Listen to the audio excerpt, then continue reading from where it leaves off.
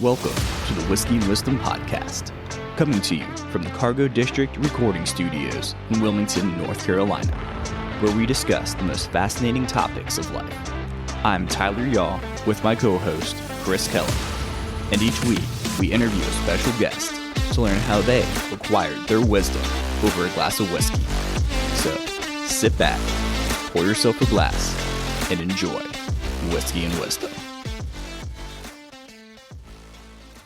Welcome back to the Whiskey and Wisdom Podcast, everybody. I am Tyler Yaw, and I'm sitting here today with Chris Kellum. And our special guest today is Annalee Johnston. And Annalee Johnston is the owner of the Getaway Cafe and Provisions. And she was actually introduced to us by Chris Lacoe. So if you haven't listened to his podcast, please go ahead and find that one too. We talked very much in depth about his brewery that's going to be opening here soon and a lot about whiskey. That was an actual whiskey podcast. Yeah. I forgot about that. I need to re-listen some of these. I know, that's what's been fun. We've been slowly putting our episodes on YouTube. So as I've been doing that, I get to listen back to like, oh yeah, I forgot we even had this person on the podcast. So that's been fun. Yeah, go through the list. Yeah, exactly. So what are we sipping on today? So Annalee decided she got first dibs today. So she picked out the Basil Hayden Toast that we talked about probably around Christmas time. Yeah. 'Cause it's more of is it a winter release? It's around year round, but it probably would taste better during the winter times with all of the flavors of Christmas. Maybe. And We'll It's find nice and chilly out today, Festivities. so yeah. So now that I'm back and actually have internet for once, this one should have taste should be toffee, butterscotch, sweetbread, not like the animal sweetbread, but like actual sweetbreads. So it sounds very different. It should have a finish of like hazelnut and cinnamon.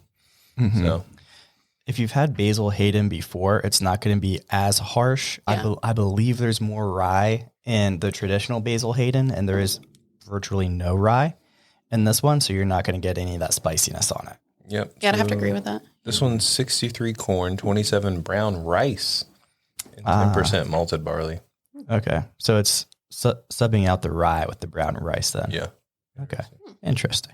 Here, let's I definitely cheers get it the up. cheers. I'm not drinking right now. So. Too early. No, he's still doing 75 hard. That's hard. I mean, I guess that's why it gets his name, but I've known so many people to do that, and it's crazy. I don't think I could do it. Yeah, this is my third year doing Good for it, you. so Yeah, it's good for you. It's normal now. Yeah. but 25 more days. A good little reset. A good little reset, I'm sure. Exactly. I came back from Charleston after drinking way too much, and I You're was like, I have to do this. I have to do this now. Man, Yes. good for you. Thank you. So, Annalee, Yes. tell us, and by us, I mean the world, and Chris, a little bit about yourself. Yeah. So I was raised here. I was born in South Carolina, raised here since I was like 3 years old in Wilmington. My husband and I both went to East Carolina for undergrad and moved back here. Go Pirates. Yes, go Pirates. Pretty quickly afterwards.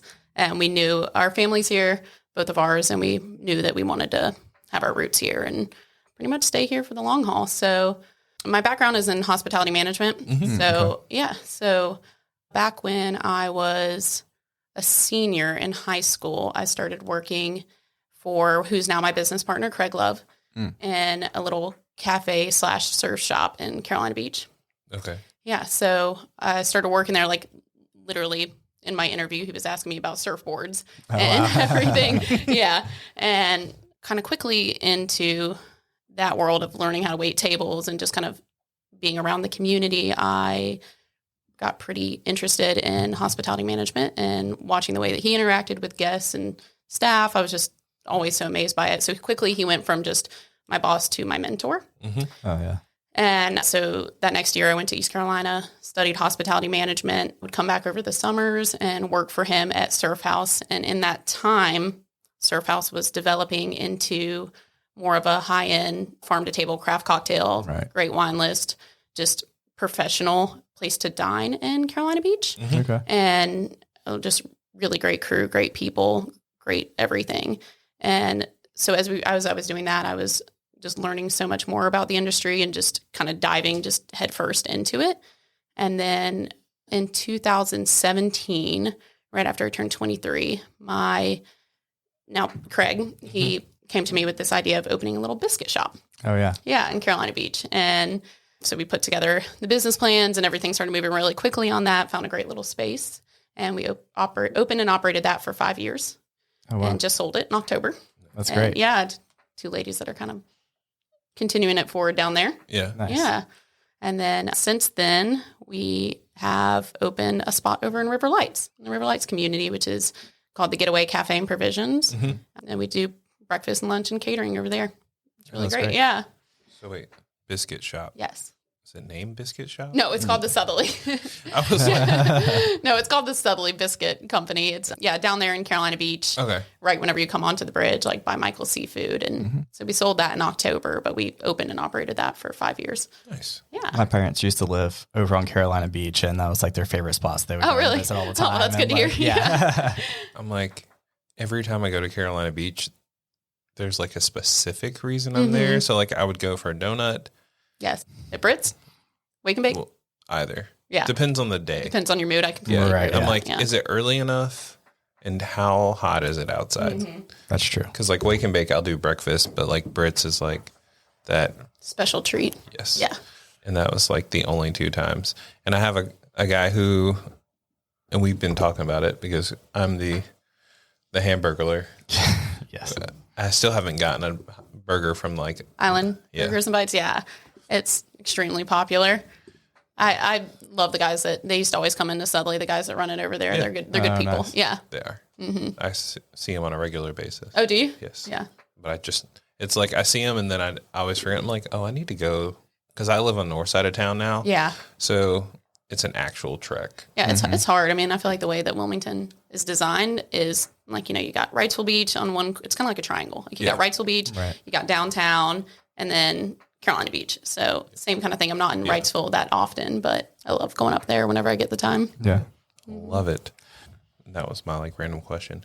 Second one is, so did you and your husband date in high school? Or did you meet in No, college? he was a couple years older than me. We both grew up here in Wilmington and, ran in the same circles, but we started dating at the end of my freshman year of college. Oh, cool.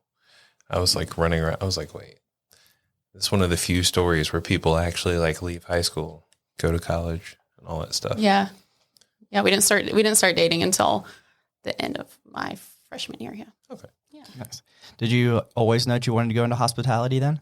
No, I feel like honestly, I feel like the way that everything kind of played out has just been literally just that, just kind of has played out in just a really cool, fun way, just very organically. When I started working for Craig at Surfhouse, I just immediately just was so interested in it. And I never dreaded going to work. I liked the way that he communicated with his staff. I liked the way that the guests interacted with all of us. I just truly just enjoyed it. And then when I even signed up for my first classes at East Carolina, I really thought I would change my major. I just kind of figured like, most people like at 18, you don't know what you want to do. Right. So I still don't know. None of us really know, So when I signed up for my first classes, I truly thought that I would end up changing it. And I loved the program and I ended up kind of just seeing it all through all 4 years. And That's awesome. then, everything's just kind of unfolded in just really interesting ways that kind of led me to where I am now.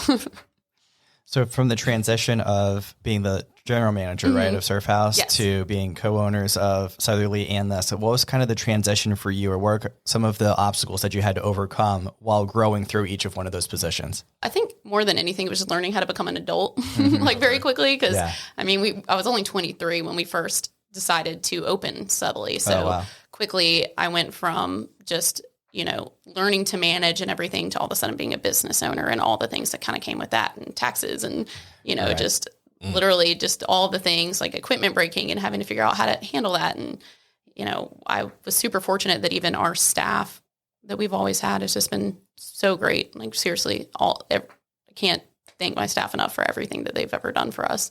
They've just been so hardworking that they gave me so much patience, and knowing that I was young and trying to figure all this out, that I felt like I was given the time and the space to figure it out without feeling like so completely overwhelmed all the time. It was like taking, and that's a credit to my business partner too, is that he would give me grace and like teaching me how to do these things, that it wasn't just, opening up a business by myself and trying to figure it all out. I was able to ask him questions and kind of take little baby steps at a time. That surely helps. Yeah. Yeah, absolutely.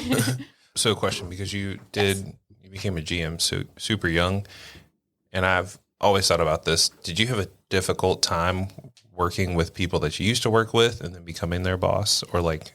Yeah, there were definitely times that were more challenging because I went from these people that were at Surfhouse were all my best friends. I mean, we all went to the beach together before work. We'd all go our separate ways. We'd go to the tiki bar before work and go on a beach. And, I was having to kind of figure out, okay, when I get to work, it's all of a sudden I'm the manager. I'm the one that has to make sure.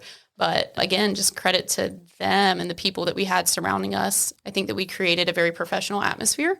So the people that worked for us were professionals. So when they came into work, they knew that they had a job to do, and they knew that there are expectations of them, and there was a level of respect that went into it. So even when I did have challenges, I felt like that they were quickly, with a very open, honest conversation, was quickly turned around for the best.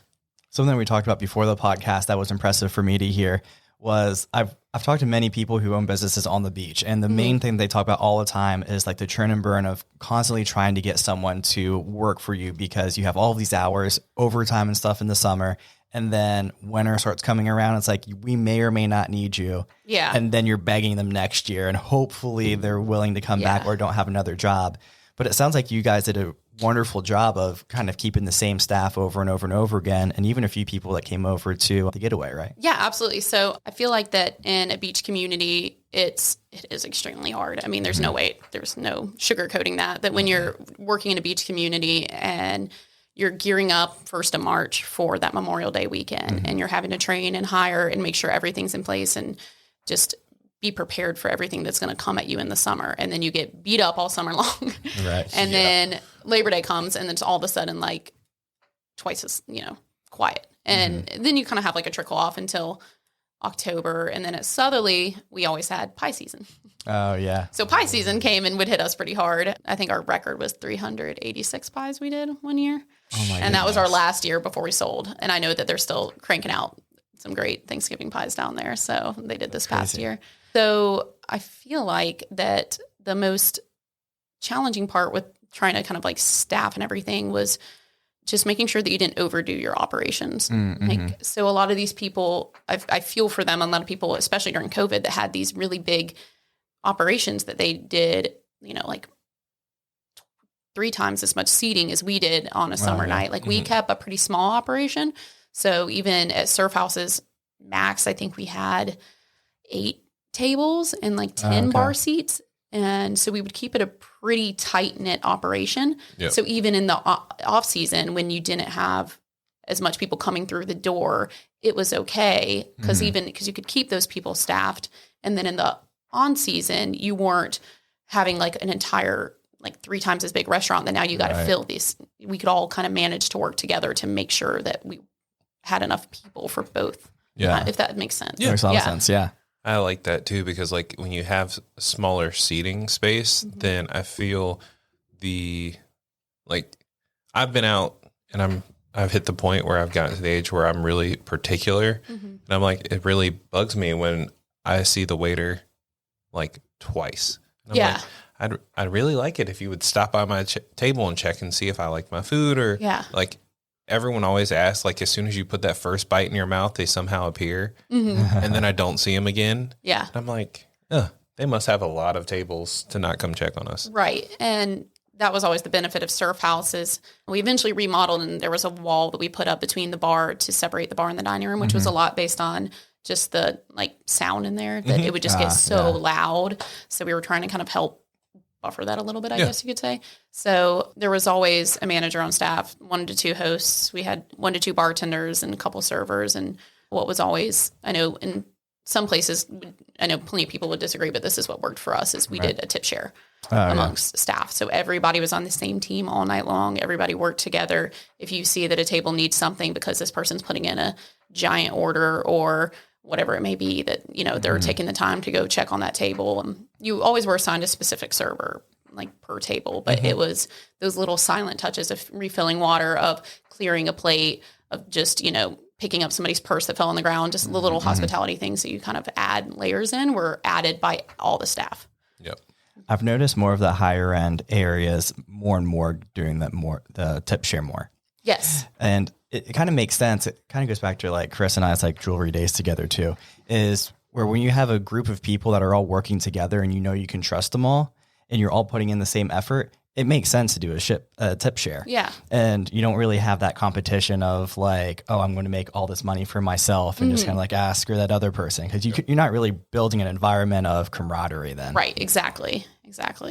Which is so sad nowadays because everything is so competitive because cost of everything is up. So everyone's like, well, in traditional restaurants, if you're not doing tip share, they're like, well, I have to take care of my tables and tough break for all those other people. I think at our surf house days, we used to kind of refer to that when we'd hire new staff is to get out of the lone wolf thought. Yeah. You're not the lone wolf. You're not the only one that's responsible for this table. If you are in the weeds and you can't get to them, ask for support. It's all about just creating an atmosphere because ultimately what's going to bring people back in there is because they felt like they got taken care of and they felt like that they didn't when, the bill came or anything, no one's even hardly like double checking it or looking over because they just had such a good time that they just want to sit back and enjoy, hand over the card, sit back and enjoy the last 10 minutes of their experience with us. And that's why we would see repeat customers. I mean, every year I actually just saw, since we closed Surf House, I haven't seen them. And I just saw a couple out at when I was at Sea Witch with some friends. I saw a couple that for 6 years, they came in every year for her birthday and they're from up north. So they would come down and it was just like so cool to reconnect and everything with them because for 6 years, I saw them get married. I saw them, start to build a house together and all these cool things. And, having those relationships with people that you see once a year is just pretty cool. That's neat. Yeah.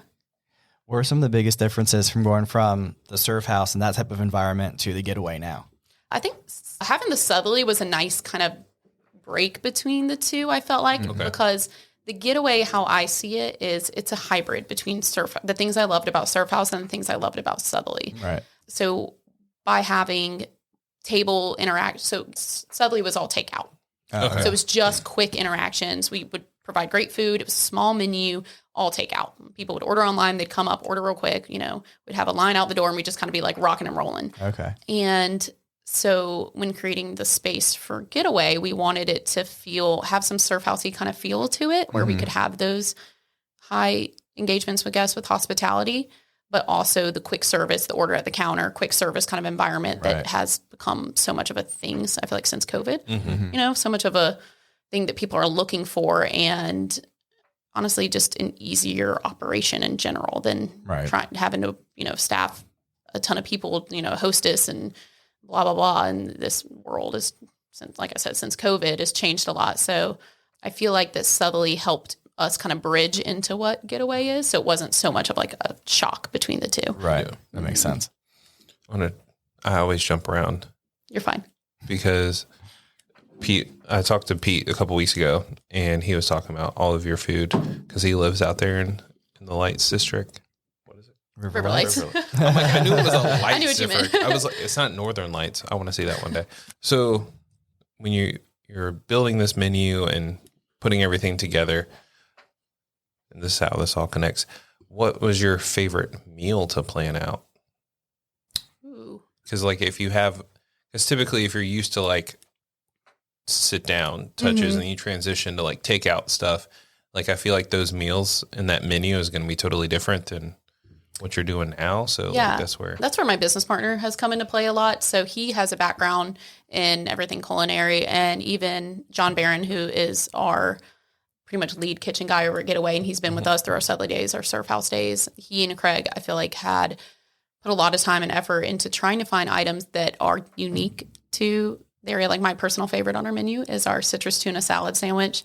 It's like we're known for like our monster they're huge sandwiches. Okay. And so for some people it's best to split. For other people, they dive right in. So that one's probably my personal favorite. Told you it's a monster.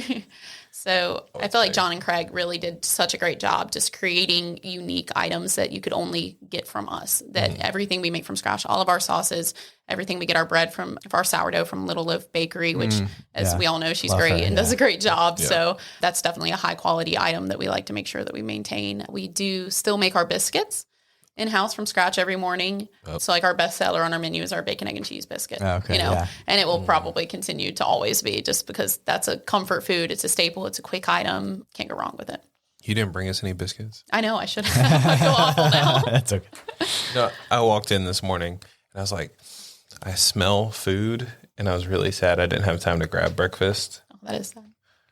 And me and my wife were talking about that. Like on the way in, I was like, man, I'm kind of hungry, but where do you get food?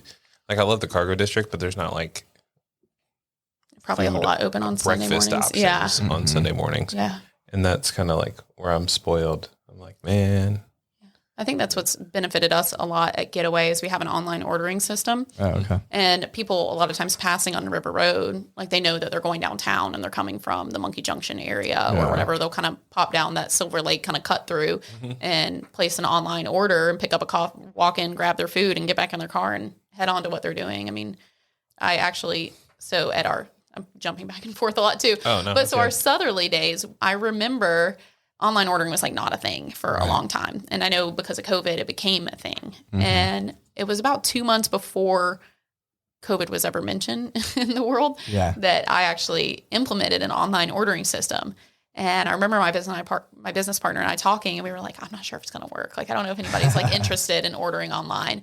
And then thank God that we did that, because luckily we worked out the kinks before COVID happened. So then when everywhere was operating takeout only, we were able to say, order online and come in and get your food, and we'll have your bag sitting on a table outside, and it saved us. Yeah. Yeah. I remember where do we used to go? Beach Bagels. Oh yeah. Love their food, but their online ordering, like through COVID, it's way better now. Right. But like, I was like, oh my God, you guys are driving me crazy. Was it complicated? Yeah. Yeah. It's hard to figure out the kinks, and it's also like, I feel like depending on what platform you use, it sometimes doesn't quite like reprogram to your in-house ordering. Like, so sometimes you could be out of something and it doesn't show online that you're out. So I feel like it takes a while to kind of figure out the kinks of it all. Yes. What works and doesn't work. So I usually try to keep our online ordering system a lot more simple. And then I don't have like a bunch of add-ons or anything to it. And usually, I mean, we're always available by phone call too if you have certain allergies or anything. But most people just write little notes and we make it work. Do you have any walnuts on the menu? No walnuts. Do you like walnuts? No, my wife's allergic. So. Oh, no walnuts. No, peanuts and pecans though, but no walnuts. That's the weirdest question. I was like, I have no clue where you're going on this It's like one. you just like really like walnuts. And we were joking because I'm like, I've seen the logo for Getaway, and I'm like, I know this place. And Ellie was like, oh yeah, Matt. He takes all our photos. And that's how I pulled up the website, and I'm like, oh. Yes. Like, That's so why it all talented. looks delectable. I hate him sometimes. I know. You want to try everything. I on the know. menu. I know. He reposts something on Instagram, and I'm like telling my husband, I'm like, oh, we need to go eat here. Like immediately. He's great. And you're like, oh wait, that's our restaurant. Yeah. I met him. He did an Our State magazine shoot for the Sudley years ago now. And immediately he and I kind of hit it off, and we would have a lot of candid, and still do a lot of candid conversations just as business owners and just kind of everything in the Wilmington community. And, you know, it's nice to, I was saying earlier before we started the podcast that it's so nice being from Wilmington. And I mean, I was so far into Carolina Beach that I feel like I was a little like out, like didn't quite know of everything that was quite going on in Wilmington at all times. And moving a little bit further into town with the business has helped that. But it's just the community here. You just can't beat it. You really can't. Like the support that you have from everybody, even if you don't see them every day, even if they don't have a chance to really come down to where you are to visit your restaurant, they're still, you know, even if it's just an Instagram engagement, like just little things like that support a small business so much. Yeah. And I don't think people realize that as much, like, because everything shifted towards Instagram, and it annoys me that they post so many ads that I don't care for, but being able to see like those local businesses, and I'm like, every time I see something, I'm like, yes, like it. Yeah. If it I'm not truly helps so driving, much. Yeah. And I don't think people realize that as much. And I feel like one of the most challenging things I've faced in the past, like I would say 2 years since Reels became such a big thing on Instagram. Yeah. And it sounds so stupid, but as someone, you know, working the cafe, dealing with caterings, all the business things that go in and out of it, and ordering and delivering and grocery store runs and Instagram, like website delivery, whatever it is, I can't keep up with having to sit there and create a reel, like something like something so creative. And there's so many people that I see that are so talented at it. And I'm like, how? I just can't, my brain can't think like that. They hired a young person. Yes, that's what I need to do. I need a Gen Z person. Yeah. Or you can do what we do. We actually hired out a company. This can be your ad. Here you go, Sway. So it's called Sway Creations. It's actually a friend of ours. Have you seen Sway? Yes. Yeah. So they have done a fantastic job. And every time that someone's like, I just don't have the time to do this, I'm like, just use Talk them. to them. Yeah. All maybe I'll have to do that. Yeah. Like we'll make a video of like the inside of the studio and be like, I don't know what to do with it. Here you go. Do something, and please. Then they'll come back and I'm like, oh my God, this looks incredible. Post. Yeah, well, that's actually really good. I'll probably get more information from you afterwards. Yeah. But yeah, that's been one of the hardest things that I found, because you don't have that Instagram engagement. Like the algorithm won't show you. And, I mean, honestly, I feel like it's gotten a little better again in showing pictures. And I don't know how it actually works. Season. So yeah, exactly. I saw that. They're like, every season they transitioned and like, just like with video games and stuff, they're always doing patches, and you'll see like transitions where it's like, oh, hey, Reels had a spike. Well, now photos are spiking, and then interesting. Yeah. So unfortunately, that is literally why nowadays, like, you quite have to hire somebody who knows to keep up with all that. Yeah, that knows what they're doing. Yeah, because I don't. They can watch the trends and stuff. Yeah. When we sat down for our bi-weekly meeting and stuff, I was like, what the heck's going on with the engagement? And they're like, well, we've seen it in the trends. And I was like, well, damn, good for you. Yeah, that's like, because right now I'm just like, okay, let me just post Matt's pretty picture. Yeah, exactly. And usually that works well enough because his pictures are great, but That's actually how I heard about you guys the first time too. Cause like I knew like right when you guys opened up is because like Matt was posting all of the pictures and stuff. And I was like, I need to make a special trip over them. Yeah.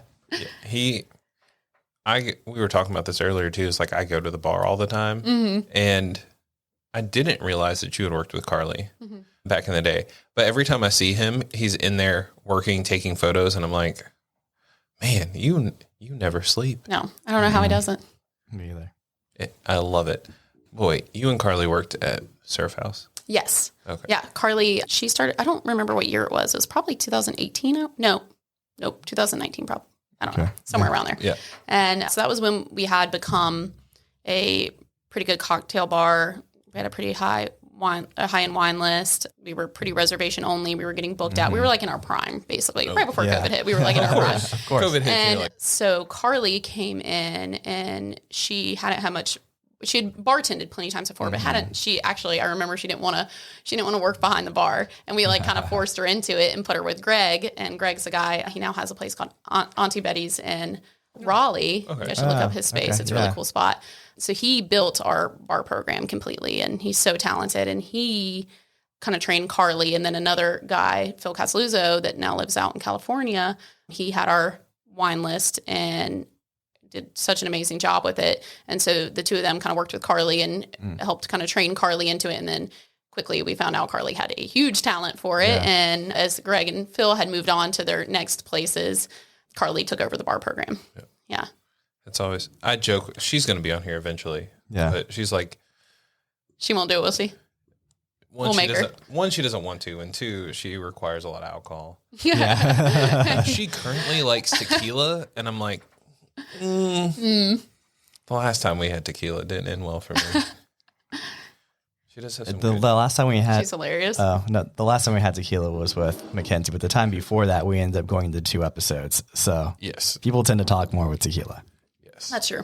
I love it. So tell us the importance for you of having a mentor and how that's helped you in your endeavors. I think a lot of it, Craig and I have such we've spent so much time. He was actually joking with me the other day. He was like, aside from like our spouses, the two of us have spent so much of a ridiculous time together. I believe it. And I was like, yes, we absolutely have. Like, we literally fight. We, are best friends. We get out and surf together. That's awesome. His son is basically a nephew to me. It's absolutely crazy how close we've been over the years, and his family and everything. But I think that just having him just be very patient and very understand what my goals were, and understand that there's a part of me that wants to make sure that there's things I want to do, like travel and, eventually, we're going to want to have kids and start a family and like that there's goals outside of work that are so important to me. And so he and I just always just let each other have space to talk, and whether it was just frustrations or whether it was encouragement, no matter what that was, just give each other the space to talk to each other and work together. I feel like that just that alone was so like refreshing, and I shouldn't even say refreshing because that had always been like that with him, but I was just very fortunate to have him kind of along the way with me. Yeah. That's great. So what are the current goals that you have for the Getaway then that you're trying to accomplish? The first year, I mean, just very candidly, like the first year was very challenging. And a new restaurant, no matter what way you put it, and especially just kind of in a part of Wilmington that's still growing. Yeah. And we knew whenever we had our eyes set on River Lights, which was actually pre-pandemic days, we knew we wanted to do something in River Lights, but we didn't quite know what. We kind of toyed with, are we going to do something a little bit more like grocery kind of related? Mm-hmm. Are we going to do something that's more of like a surf house over there? And I think that, I want to say, it's been a while now, but I want to say that's like where we were like originally leaning towards before the pandemic hit. And they were like, okay, we do a cafe, but there was already, a cafe over there that was, had the market and everything. So we were, thinking of different options. And then the pandemic hit. And I think our first conversations with River Lights were in January of 2020 about doing like maybe like a higher end restaurant or something over there. And it was all just, hypothetical. And then the pandemic hit and we were like, okay, like we got to focus on Sudley and Surf House right now. We got to focus on what's in front of us and, keep us in mind though. And then so whenever the cafe was going out of their lease, we jumped right on it with the idea of the Getaway. And I forgot what the question was. I think I just went off on a tangent. Oh, it's fine. No, yeah, you're right on the goals that you're accomplishing. Oh, yes. So the first year just being so hard because we opened January of 2022. Yeah. Okay. So we're right at a year and a half now. And I swear whenever we hit the first year, everything started to make sense. Like I swear the day we hit 1 year, I was just like, oh, this feels worth it now. This, we're feeling like guests are bringing other people in, which means that they love it. Our menu feels good. Our consistency feels good. Our staff is enjoying themselves. Like the community just overall just feels so great. Like there's a flow that makes sense. Like everything just started to make sense. Our hours, gosh, if you ask anybody that lives over River Lights, we change our hours 5 million times to try to learn because you don't know. Because you have some people in your ear telling you, oh, I wish you guys did dinner. Oh, I wish you guys did these events. I wish you did that, and you're trying to appeal to everybody, which you have to quickly learn, which we've learned time and time again. So I don't know why we didn't remember this from the beginning, is to stick to your original business model, stick to your business model and things will click. Yeah. So once we kind of said, okay, we're not listening to anything else. We're just going to stick to our business model. These were our hours that we were thinking would work. This is everything that we think our menu should be. This is the catering menu we want to have. And once we kind of agreed to just stick with that for a couple months, everything started to click. Oh, that's great. So I think my long-term goals are just to continue to build a community down there. Like as River Lights grows, like I think a lot of it that right out of college, I was very go, open, manage Surf House, open Sudley, open Getaway, blah, blah, blah, do all the things that now I just like, I want to enjoy this time of my life a little bit more. And not that I wasn't before, but you get what I'm saying. Yeah. So I just want to continue to see Getaway become a place that's a staple in Wilmington, that people from all parts of Wilmington, that people from Wrightsville Beach are driving over to go try, that people from downtown that don't see it as just like a spot that they want to go to if they're in the area, but are, continuing to drive from all over Wilmington to come eat with us, The River Lights area is a beautiful spot too. It's so pretty, right on the river. You can't beat it. It's great. It's nice and there's like at the cafe, there's windows all around it. Like it's very natural light. Like, and it's nice for the guys in the kitchen because, I feel like that they would all agree that just being able to like see out our little window and see the sun is like just refreshing because, you go in a lot of kitchens and it's just dark. You're just back there in a dungeon basically, and you don't see anybody and don't see anything. So it's a really good little spot over there. Yeah.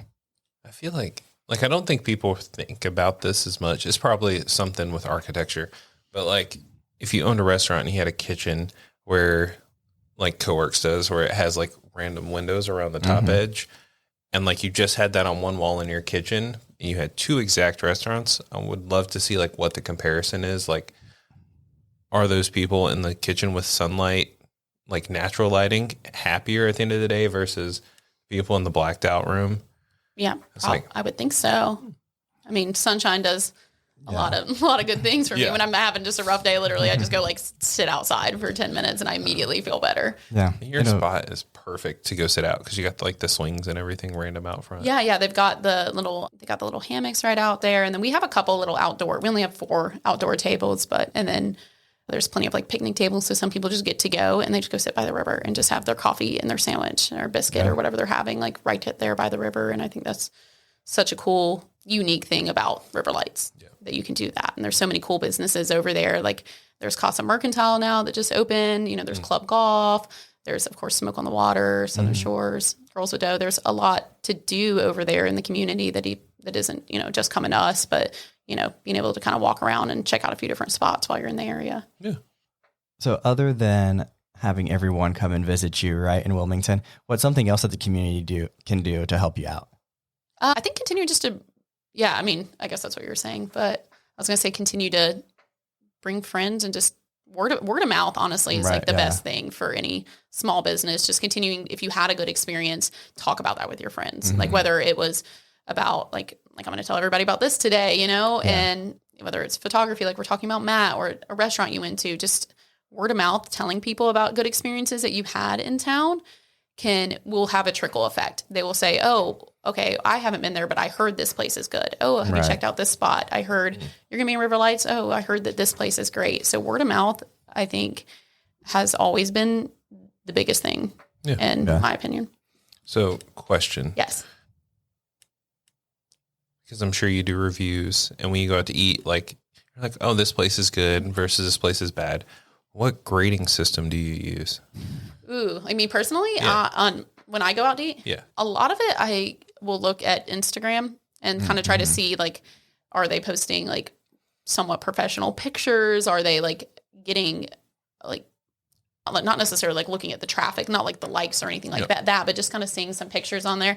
And then I will occasionally look at Yelp and Google, but honestly, I look more at websites than everything than anything, and see, like, the effort that they're putting into that. Because if you're putting, like, effort into your websites and your branding, I think that speaks a lot about what your space is. Now, of course, there's great hole-in-the-wall spaces that, are mom and dad little pop places that just don't do that. Yeah. And you got to find those by word of mouth, I think, more than anything. Like I hear about those, I'm like, oh, well, I heard this spot's really great, but I know they don't have a website or anything. Mm-hmm. But for me, I think that reviews and everything are so great for restaurants. But whenever I'm looking out, I know that there's always 2 sides to every story. Yep. So I don't get like I don't get like too worked up if someone didn't like the way that their fish was cooked or something, Yeah. I mean, of course they all have their merit, but I kind of look more at websites and everything.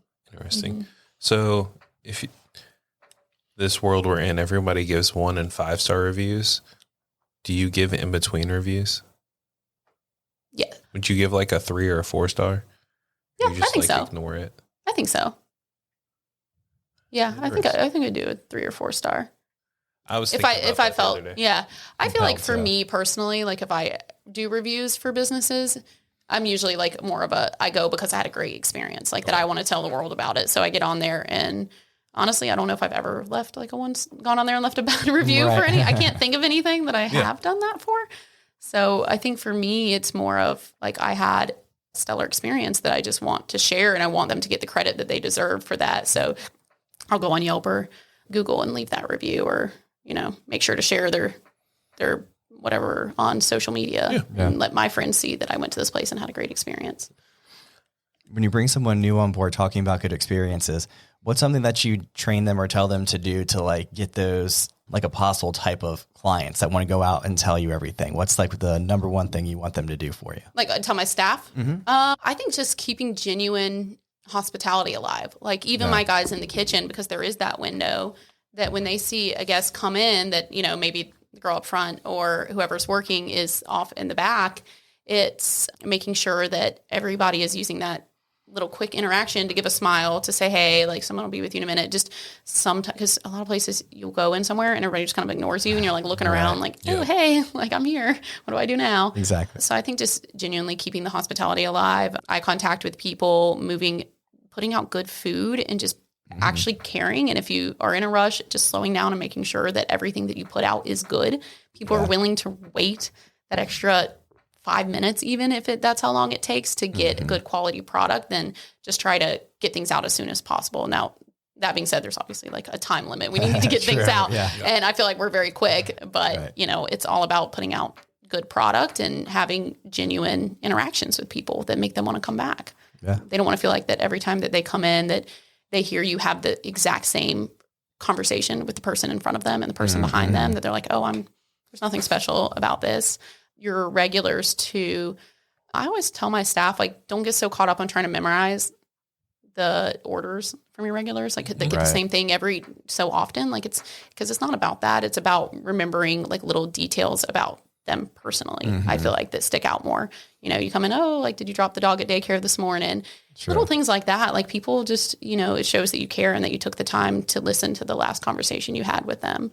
And they're not coming into because you remember that they get like flat white with almond milk every time, like, or whatever, they're not coming in because of that. I mean, they are, yes, because you're putting out, that is why, but you get what they're not like, they're not feeling like at home because of that reason. They feel at home because when you come in, you're taking that extra step to make a personal connection with them. Yeah. Right. So, cause you mentioned flat white, where do you guys get your coffee from? Java State Roastery, out in Hampstead. Yeah. Yeah. They're great. Yeah. We have used them since I started working at Surfhouse back in 2011. I know Craig had used them forever, and we use them at Sunley, and we use them now, and they're great. They do a fantastic job. Yeah, they're great. It. Yeah. So never heard of them. Yeah, you've probably had or you probably haven't, but people that that drink coffee probably have it. Yeah. Well, we're trying to do like we, as in me. I'm trying to get better at connecting and like leaving resources within the community. So like we order stuff for the store all the time. It's like, well, you have to get water, you got to get alcohol, you got to get like small things to support the store. And I'm like, if I have to go get coffee, like, do I want to go and get the Dunkin' Donuts bag from Harris Teeter, or do I want to like, I personally spend the extra like 5 minutes to drive down the road to like find the actual local coffee shop. I'm like, oh, you roast your own stuff? Yes. We'll buy this and see if people like it. Yeah, I think that's great. And my husband and I try to do that a lot in our household too, is try to take that, like, our honey that I get from Phoebe's Honey right Same, here, like just stuff like that. We just try to make sure that we're using as local product. And, the world is expensive right now. Yes. So you do the best you can, but when we can, we try to make sure that everything that we're using is as local and like supporting these local businesses as possible. With as expensive everything has gotten, the more local stuff is almost comparable now in price. Exactly. Yeah.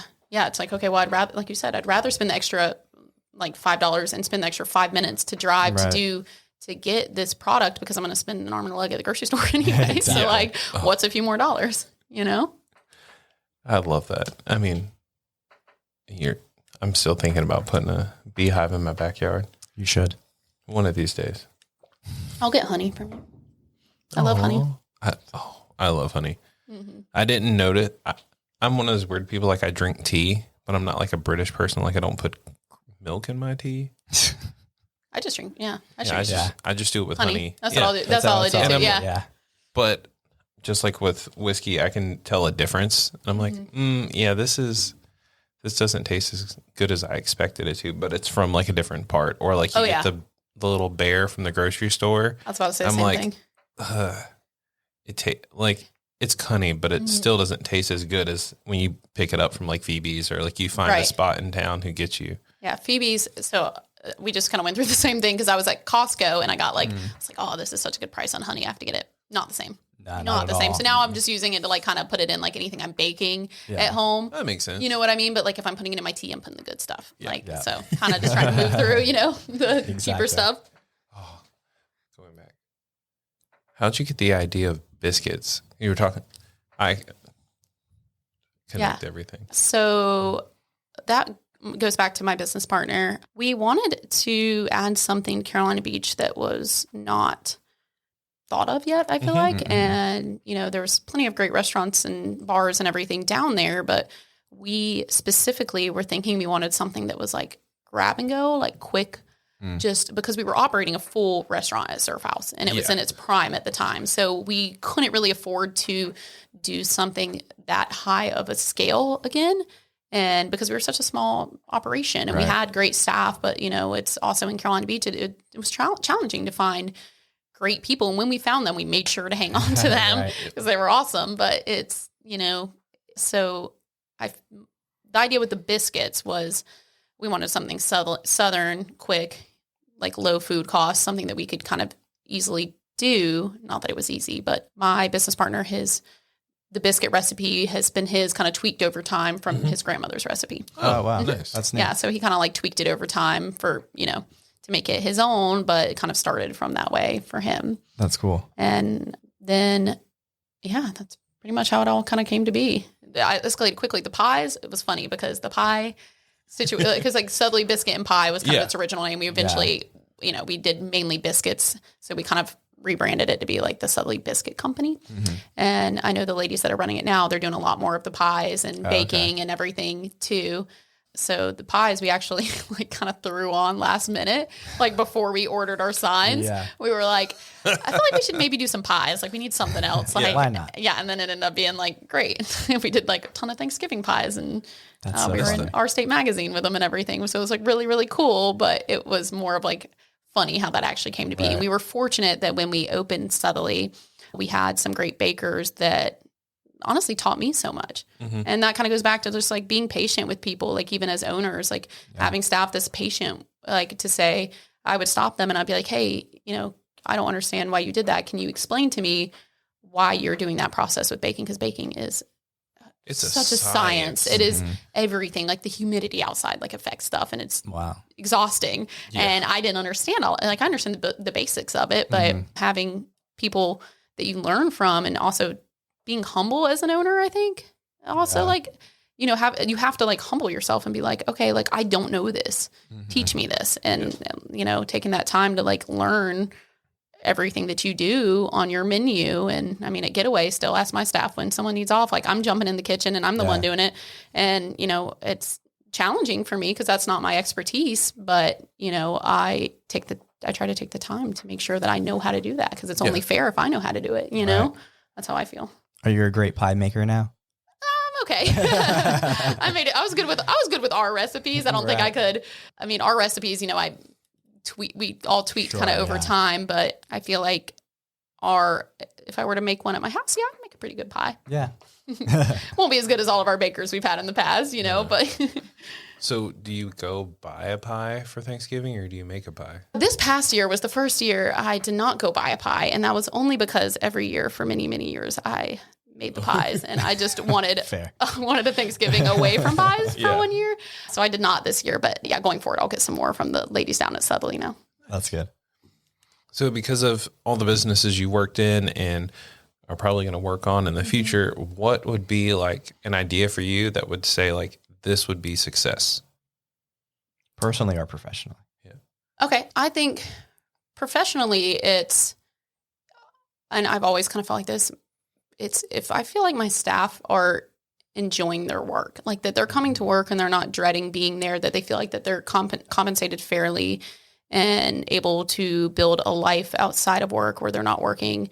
A lot of kitchen guys, for example, they work so much all the time. And like my guys, I know that they have other jobs and everything and they work their butts off too. But, I think being able to have people that feel like they're in a professional atmosphere, I think that's a success in its own that they can, because a lot of people I feel like work in kitchens or like in the fronts of cafes or as baristas or bartenders or anything as like step in between things they want to do, but that's not what it all has to be. It can be a career for people. It can be things more long-term. And I think in the past, I would say probably like 5 years, that's become more normalized, like for people to bartend as a career because there is so much love and so much effort and so much creativity put into it. So I think that for me, seeing my staff feel like that they are in a professional environment, that they can build a lifestyle around us, that's a measure of success. And then for me personally, same thing. I like to feel like I can enjoy going to work every day and that I'm not feeling super burnt out all the time, which, goes hand in hand of one of the reasons we decided to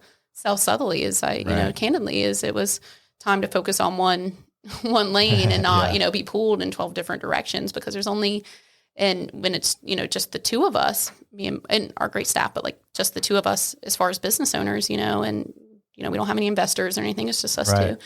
So trying to manage all of that and be successful at all of it, there's only so much, you can do before you decide that it's time to step away from something and let it kind of thrive with other people, Yeah. and that's where subtly kind of the idea to sell it came from. Yeah. I think there's a lot of wisdom kind of wrapped up in that too, right? Because it takes a lot and a lot of emotion too, to be able to let go of something that you Yes, built from yes. the ground up, right? A lot of emotion. Yeah.